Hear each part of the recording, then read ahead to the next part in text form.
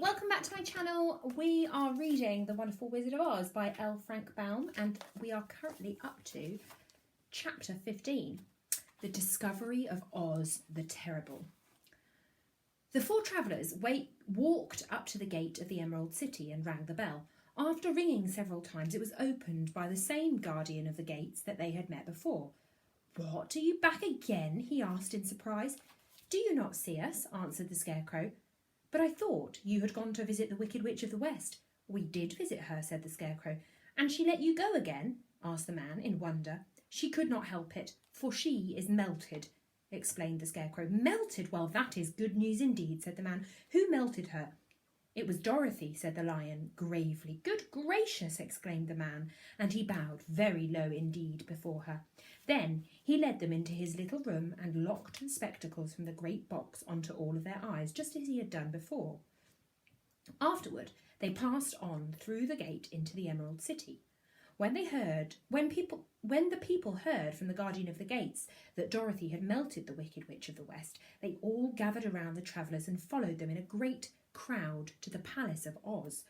The soldier with the green whiskers was still on guard before the door, but he let them in at once, and they were again met by the beautiful green girl, who showed each of them to their old rooms at once, so they might rest until the great Oz was ready to receive them. The soldier had the news carried straight to Oz that Dorothy and the other travellers had come back again after destroying the Wicked Witch, but Oz made no reply. They thought the great wizard would send for them at once, but he did not. They had no word from him the next day, nor the next, nor the next. The waiting was tiresome and wearing, and at last they grew vexed that Oz should treat them in so poor a fashion after sending them to undergo hardships and slavery. So the Scarecrow at last asked the green girl to take another message to Oz, saying that if he did not let them in to see him at once, they would call the winged monkeys to help them and find out whether he kept his promises or not. When the wizard was given this message, he was so frightened that he sent word for them to come to the throne room at 4 minutes after 9 o'clock the next morning. He had once met the winged monkeys in the land of the West and did not wish to meet them again. The four travellers passed a sleepless night, each thinking of the gift Oz had promised to bestow upon them. Dorothy fell asleep only once, and then she dreamed she was in Kansas, where Aunt Em was telling her how glad she was to have her little girl at home again. Promptly at 9 o'clock the next morning, the green-whiskered soldier came to them, and 4 minutes later they all went into the throne room of the great Oz. Of course, each one of them expected to see the wizard in the shape he had taken before, and all were greatly surprised when they looked about and saw no one at all in the room. They kept close to the door and closer to one another, for the stillness of the empty room was more dreadful than any of the forms that they had seen Oz take. Presently they heard a solemn voice that seemed to come from somewhere near the top of the great dome, and it said, "I am Oz, the great and terrible. Why do you seek me?" They looked again in every part of the room, and then, seeing no one, Dorothy asked, "Where are you?" "I am everywhere," answered the voice, "but to the eyes of common mortals I am invisible.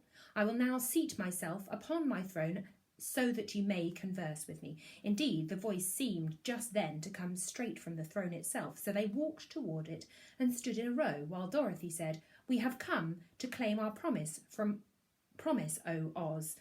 "What promise?" asked Oz. "You promised to send me back to Kansas when the Wicked Witch was destroyed," said the girl. "And you promised to give me brains," said the Scarecrow. "And you promised to give me a heart," said the Tin Woodman. "And you promised to give me courage," said the Cowardly Lion. "Is the Wicked Witch really destroyed?" asked the voice, and Dorothy thought it trembled a little. "Yes," she answered. "I melted her with a bucket of water." "Dear me," said the voice. "How sudden! Well, come to me tomorrow, for I must have time to think it over." "You've had plenty of time already," said the Tin Woodman angrily. "We shan't wait a day longer," said the Scarecrow. "You must keep your promises to us," exclaimed Dorothy. The Lion thought it might be as well to frighten the wizard, so he gave a large, loud roar which was so fierce and dreadful that Toto jumped away from him in alarm and tipped over the screen that stood in a corner. As it fell with a crash, they looked that way, and the next moment all of them were filled with wonder, for they saw, standing just in the spot the screen had hidden, a little old man with a bald head and a wrinkled face, who seemed to be as much surprised as they were. The Tin Woodman, raising his axe, rushed towards the little man and cried out, "Who are you?" "I am Oz, the Great and Terrible," said the little man in a trembling voice. "But don't strike me, please don't. I'll do anything you want me to." Our friends looked at him in surprise and dismay. "I thought Oz was a great head," said Dorothy. "And I thought Oz was a lovely lady," said the Scarecrow. "And I thought Oz was a terrible beast," said the Tin Woodman. "And I thought Oz was a ball of fire," exclaimed the Lion. "No, you are all wrong," said the little man meekly. I have been making believe." "Making believe?" cried Dorothy. "Are you not a great wizard?" "Hush, my dear," he said. "Don't speak so loud, or you will be overheard, and I should be ruined. I'm supposed to be a great wizard." "And aren't you?" she asked. "Not a bit of it, my dear. I'm just a common man." "You're more than that," said the Scarecrow in a grieved tone. You're a humbug." "Exactly so," declared the little man, rubbing his hands together as if it pleased him. "I am a humbug." "But this is terrible," said the Tin Woodman. "How shall I ever get my heart? Or I my courage," said the Lion. "Or I my brains," wailed the Scarecrow, wiping the tears from his eyes with his coat sleeve. "My dear friends," said Oz, "I pray you not to speak of these little things. Think of me and the terrible trouble I'm in at being found out." "Doesn't anyone else know you're a humbug?" asked Dorothy. "No one knows it but you, and myself," replied Oz. "I have fooled everyone for so long that I thought I should never be found out. It was a great mistake my ever letting you into the throne room. Usually I will not even see my subjects, and so they believe that I am something terrible." "But I don't understand," said Dorothy in bewilderment. "How was it that you appeared to me as a great head?" "That was one of my tricks," answered Oz. "Step this way, please, and I will tell you all about it." He led the way into a small chamber in the rear of the throne room, and they all followed him. He pointed to one corner in which lay the great head made out of many thicknesses of paper and with a carefully painted face. "I hung this from the ceiling by a wire," said Oz. "I stood behind the screen and pulled a thread to make the eyes move and the mouth open." "And how about the voice?" she inquired. "Oh, I am a ventriloquist," said the little man. "I can throw the sound of my voice wherever I wish, so that you thought it was coming out of the head. Here are the things I used to deceive you." He showed the Scarecrow the dress and the mask he had worn when he seemed to be the lovely lady, and the Tin Woodman saw that his terrible beast was nothing but a lot of skins sewn together with slats to keep their sides out. As for the ball of fire, the false wizard had hung that also from the ceiling. It was really a ball of cotton, but when oil was poured upon it, the ball burned fiercely. "Really," said the Scarecrow, "you ought to be ashamed of yourself for being such a humbug." I certainly am," answered the little man sorrowfully. "But it was the only thing I could do. Sit down, please. There are plenty of chairs, and I will tell you my story." So they sat down and listened while he told the following tale. "I was born in Omaha." "Why, that isn't very far from Kansas," cried Dorothy. "No, but it's farther from here," he said, shaking his head at her sadly. "When I grew up, I became a ventriloquist, and at that I was very well trained by a great master. I can imitate any kind of bird or beast." Here he mewed so like a kitten that Toto pricked up his ears and looked everywhere to see where he was. "After a time," continued Oz, "I tired of that and became a balloonist." "What is that?" asked Dorothy. "A man who goes up in a balloon on circus day so as to draw a crowd of people together and get them to pay to see the circus," he explained. "Oh," she said, "I know. Well, one day I went up in a balloon and the ropes got twisted so that I couldn't come down again. It went way up above the clouds, so far that a current of air struck it and carried it many, many miles away. For a day and a night I travelled through the air, and on the morning of the second day I awoke and found the balloon floating over a strange and beautiful country. It came down gradually, and I was not hurt a bit, but I found myself in the midst of a strange people who, seeing me come from the clouds, thought I was a great wizard.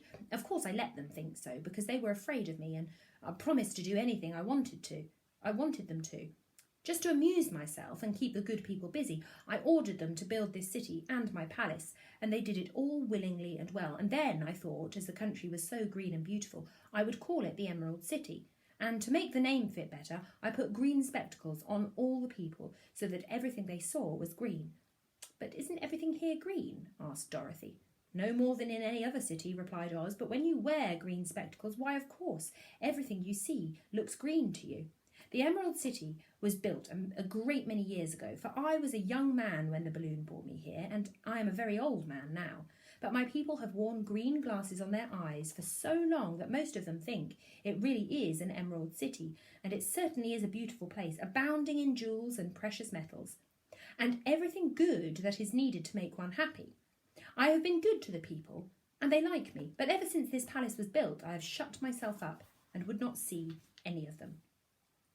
One of my greatest fears was the witches, for a while I had no magical powers at all, and I soon found out that the witches were really able to do wonderful things. There were 4 of them in this country, and they ruled the people who lived in the north, south, east and west. Fortunately, the witches of the north and south were good, and I knew they would do me no harm, but the witches of the east and the west were terribly wicked, and had they not thought I was more powerful than they themselves, they would surely have destroyed me. As it was, I lived in deadly fear of them for many years, so you can imagine how pleased I was when I heard your house had fallen on the Wicked Witch of the East. When you came to me, I was willing to promise you anything if you would only do away with the other witch. But now that you have melted her, I'm ashamed to say that I cannot keep my promises. I think you're a very bad man, said Dorothy. Oh no, my dear, I really am a very good man, but a very bad wizard, I must admit. Can't you give me brains? Asked the Scarecrow. You don't need them. You are learning something every day. A baby has brains, but it doesn't know much. Experience is the only thing that brings knowledge, and the longer you are on Earth, the more experience you are sure to get. That may all be true, said the Scarecrow, but I shall be very unhappy unless you give me brains. The false wizard looked at him carefully. Well, he said with a sigh, I'm not much of a magician, as I said, but if you will come to me tomorrow morning, I will stuff your head with brains. I cannot tell you how to use them, however. You must find that out for yourself. Oh, thank you, cried the Scarecrow. I'll find a way to use them, never fear. But how about my courage? Asked the Lion anxiously. You have plenty of courage, I'm sure, answered Oz. All you need is confidence in yourself. There is no living thing that is not afraid when it faces danger. The true courage is in facing danger when you are afraid, and that kind of courage you have in plenty. Perhaps I have, but I'm scared just the same, said the Lion. I shall be really very unhappy unless you give me the sort of courage that makes one forget he is afraid. Very well, I will give you that sort of courage tomorrow, replied Oz.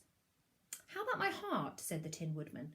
Why, as for that, answered Oz, I think you are wrong to want a heart. It makes most people unhappy. If you only knew it, you are in luck not to have a heart. That must be a matter of opinion, said the Tin Woodman. For my part, I will bear all the unhappiness without a murmur if you will give me the heart. Very well, answered Oz meekly. Come to me tomorrow and you shall have a heart. I have played wizard for so many years that I may as well continue the part a little longer.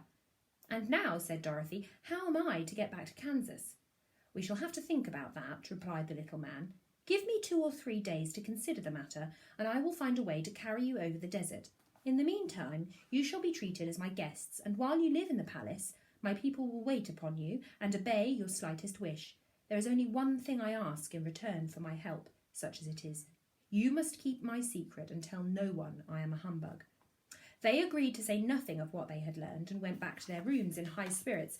Even Dorothy had the hope that the great and terrible humbug, as she called him, would find a way to send her back to Kansas. And if he did, she was willing to forgive him everything.